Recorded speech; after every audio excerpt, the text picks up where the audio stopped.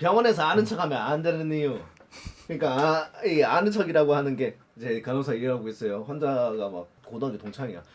영재 하면서 이렇게 알아봤어. 이런 아는 척이라든지 아니면은 뭐 할 때 프리돌은 마약성 진통제가 아니지 않아요? 그런 걸로 통증이 경감되지 않나요? 뭐 이런 아는 척이라든지. 방금 얘기한 두 후자. 번째구나. 후자 쪽에. 후자였구나. 아는 척하면 안 되는 이유? 그냥 좀 죄송. 이런 경우가 있어요. 우리 병원에 환자로 왔는데 두드러기로 왔어요. 가려움 중과. 근데 보통 이제 우리가 이걸 아나필락틱 쇼크라고 해서 두드러기 중에 최고의 어떤 최고봉의 중증도가 있어요. 그거는 혈압이 막 떨어지면서 숨이 가빠오면서 목이 막 붓고 막 이런 게 아나필락틱이라고.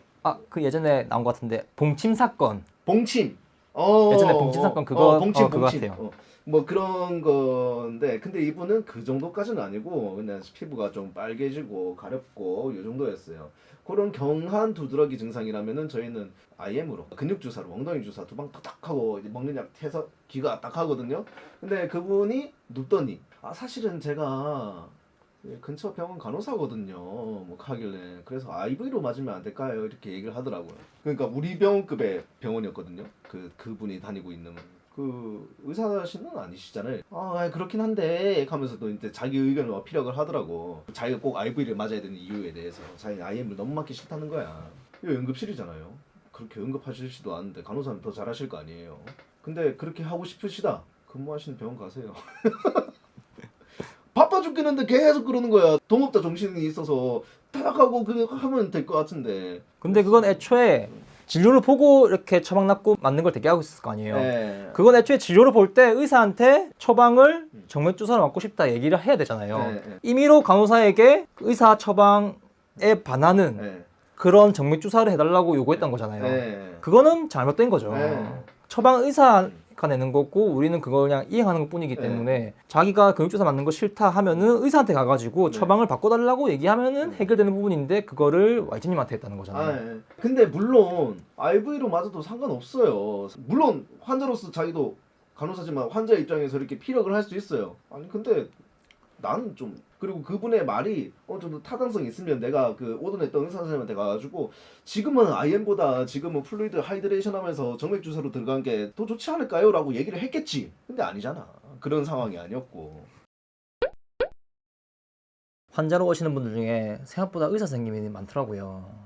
의사 선생님이 상당히 좀 많다라는 생각을 했어요. 가슴이 아파요 하면서 식물경색입니다 이렇게 환자분들이 막 얘기하고 배가 아파요, 위궤양인 것 같아요, 창이 터진 것 같아요 이러면서 막 복막염이 아닐까요 막 이렇게. 의사의 고유 업무 중 하나가 진단이잖아요. 진단을 내려서는 환자분들이 상당히 많더라고요. 내가 병원을 많이 다녀봐서 알아. 이런 류. 이런 것도 많아. 어머님, 염증 수치가 너무 높아가지고 CT를 좀 찍어봐야 되겠어요. 해가지고 이제 동의서를 받으려 하잖아요. 갑자기 잠깐만. 아들한테 전화를 해. 아들이 뭐 얘기를 해. 아들이 하지 말래요. 뭐 아들이 하지 말래요. 그러니까.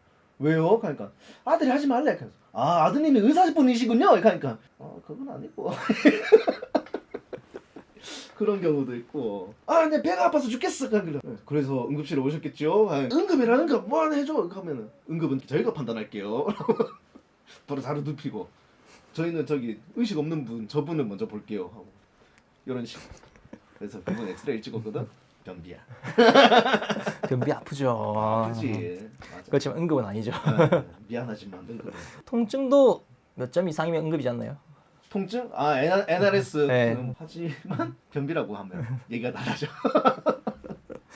제가 얼마 전에 아파가지고 병원에 갔거든요. 병원에 가가지고 약을 탈렸는데 제가 원래 이 증상으로 비염이 심했을 때 좀 먹는 약이 있었어요. 그래서 예전에 다니던 병원에서 이런 약을 먹고 이런 증상이 있을 때 좋아졌다, 이런 약을 해줄 수 없겠느냐 하고, 그리고 제가 시럽제를 좀 먹었거든요. 그래서 시럽을 좀 정해줄 수 있습니까 이렇게 여쭤봤어요. 해달라 이렇게 명령을 한 것도 아니고 여쭤봤는데 갑자기 쎄해지는 게 분위기가.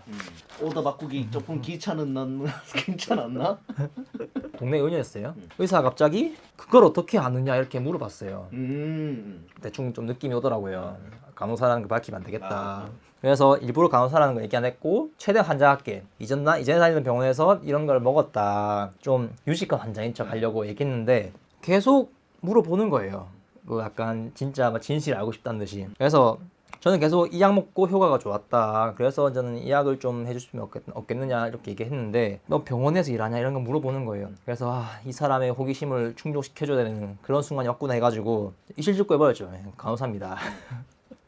근데 갑자기 다 아는 사람이 여기 와서 이러면 되느냐고. 아 그래? 그냥 주는 대로 받아 먹으라고.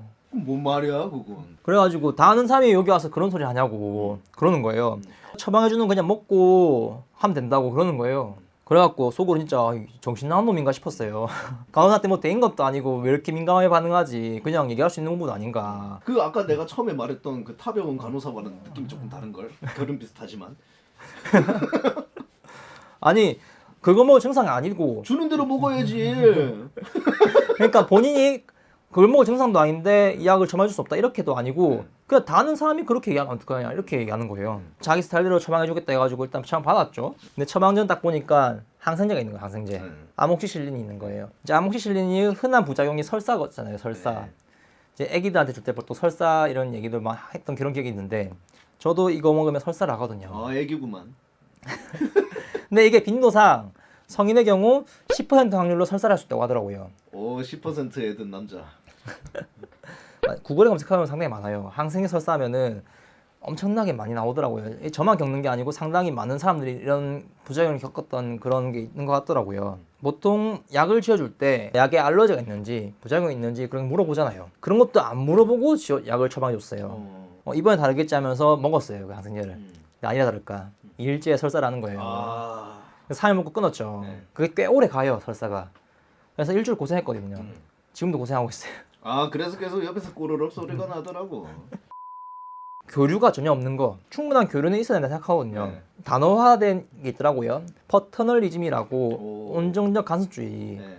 환자가 뭘 알아 의사가 하는 대로 하라는 네. 이제 그런 게 있더라고. 약간 가부장적인 그런 느낌이라 생각하면 될 것 같아요.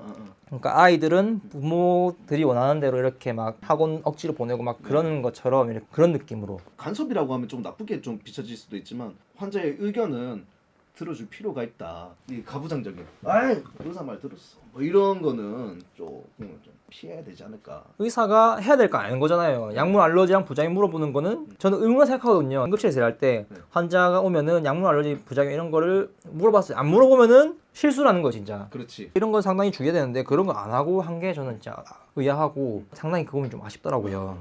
자기가 알고 있는 거는 먼저 말씀해 주시면은 굉장한 도움이 되거든요. 자기가 어떤 약을 먹고 있는지 아니면은 진통제에도 그 부작용이 있는 분들이 있어요. 엔세이드라든지 이런 거.